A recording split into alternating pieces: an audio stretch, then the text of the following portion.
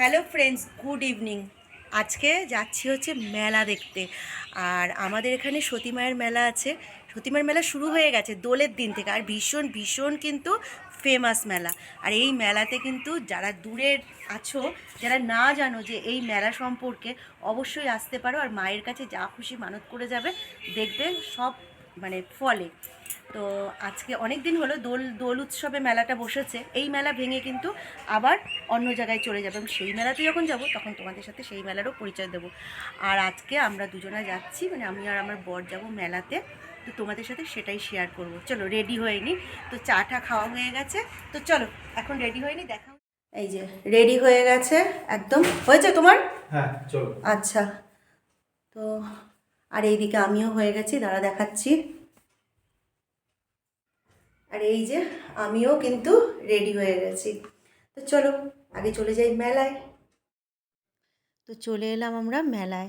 আর দেখো চারিদিকে কীরকম দোকান পাশার বসেছে। মেলার তো এটাই আনন্দ, তাই না? চারিদিকে নাগরদোলনা, তারপরে ফুচকার দোকান, তারপরে কানের দুল, বিভিন্ন রকম খেলনা।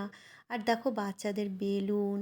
আর এই যে চরকাগুলো ঘুরছে না, এগুলো দেখলে সেই ছোটোবেলার স্মৃতির কথা মনে পড়ে যায়। আর তারপরে এই যে গরম গরম বাদাম, জিলাপি, এগুলো না ছেলেবেলায় খেতে ভীষণ ভালোবাসতাম। আর মার কাছে বায়নাও করতাম, কিন্তু এখন কিন্তু আর এগুলো খাওয়া হয় না। বিভিন্ন রকম কারণে, শরীরের জন্য খেতে পারি না। তো যাই হোক, ভালো করে মেলাটা ঘুরে দেখলাম, কারণ মেলায় প্রত্যেকবারই আসি। আর আমার বর না ভীষণ মেলা ঘুরতে ভালোবাসে। প্রত্যেকবারই বাচ্চাদের মতো বায়না করে চলো মেলা দেখতে। আর এই দেখো চলে আসলাম নাগরদোলায়। আর আমি না নাগরদোলায় চড়তে ভীষণ ভয় পাই। আমার বর কিন্তু প্রতিবারই বলে চলো নাগরদোলনায় চড়ি। কিন্তু আমি না ভীষণ ভীতু, জানো তো, আমি একদম চড়তে পারি না। তাই এই বাচ্চাদের নাগরদোলা আর এই বড়দের নাগরদোলাগুলো ভালো করে দেখে নিলাম। আমার ওই দেখাতেই শান্তি। চলো এবার নিয়ে যাই মন্দিরে। চলে এলাম সেই মন্দিরে। আর এই মায়ের কাছে কিন্তু যে যা মানত করে সেটা ফলে। দূর দূরান্ত থেকে লোক আসে কিন্তু এই মন্দিরে, জানো তো। আর এই যে দুপাশে সব পূজা দেওয়ার জিনিসপত্র বসেছে। আর এই যে দেখো ডালিমতলা, ডালিমতলায় কিন্তু বেল বেঁধে, সরি, ডালিমতলায় কিন্তু সবাই ঢিল বেঁধে যায়। আর সেই ঢিল লোকের যখন পূরণ হয় মনস্কামনা, ঢিলটা এসে খুলে দিতে হয়, এটাই কিন্তু নিয়ম। তো চলো এবার আমরা ভিতর দিকে চলে যাই। ভিতরে এই যে ঠাকুরের মন্দির। আর এখানে কিন্তু দুপাশে রয়েছে ঠাকুর। আর এই দেখো, চলো ভিতরে চলো, ঠাকুর রয়েছে। তো এই যে আমরা ঠাকুরকে দর্শন করে নিলাম। আর এটা নাকি ঠাকুরের শয্যা, বেশ সুন্দর লাগছিল। তো ঠাকুর দেখা আমাদের কমপ্লিট হয়ে গেল। তারপর চারিদিকে ঘুরে আমরা কিন্তু মেলায় গিয়ে তেমন কিছু খাইনি, কারণ ওই যে বললাম শরীরের জন্য এখন আর সেভাবে কিছু খাওয়া হয় না। তো যাই হোক, ঠাকুর দর্শন হয়ে গেল।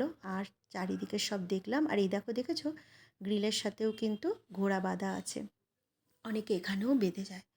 তারপরে এই যে চারিদিক ঘুরে ফিরে মেলা ঘোরা তো কমপ্লিট হয়ে গেছে। আর মেলায় গিয়ে বাদাম, জিলাপি আর গরম গরম কি বলবো, যে ফোলা ফোলাটাকে কি বলে গো, ওটা লুচির মতো দেখতে। এগুলো দেখলে তো খেতে মন চায়, কিন্তু বন্ধুরা সত্যি কথা বলতে ওগুলো কিছুই খাইনি। কিনেছি হচ্ছে গরম গরম বাদাম। আর এই যে কিনেছি হচ্ছে মেলা থেকে ভুট্টা, দুটো ভুট্টা নিয়ে এসেছি। এই যে দুটো ভুট্টা নিয়ে এসেছি, কালকে সেদ্ধ করে খাবো। আর বাকি হচ্ছে কিছু বাজার নিয়ে এসেছি। বাজার বলতে এই যে কর্নফ্লেক্স, তারপরে হচ্ছে আর এই যে টুকিটাকি একটু চা পাতা, নারকেল। আর জানো তো 10 টাকায় পেয়েছি, 10 না, এটা 15 না, না 10 টাকা, 15 টাকায় পেয়েছি হচ্ছে নারকেল। তো এই সব জিনিস নিয়েই বাড়ি ফিরলাম। আর এখন খাবো হচ্ছে একটু গ্রিন টি। ঘড়িতে বাজে 8টা।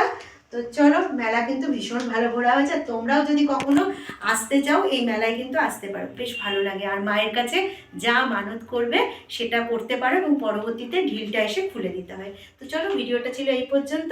ভালো লাগলে লাইক কমেন্ট করো, ঠিক আছে? টাটা।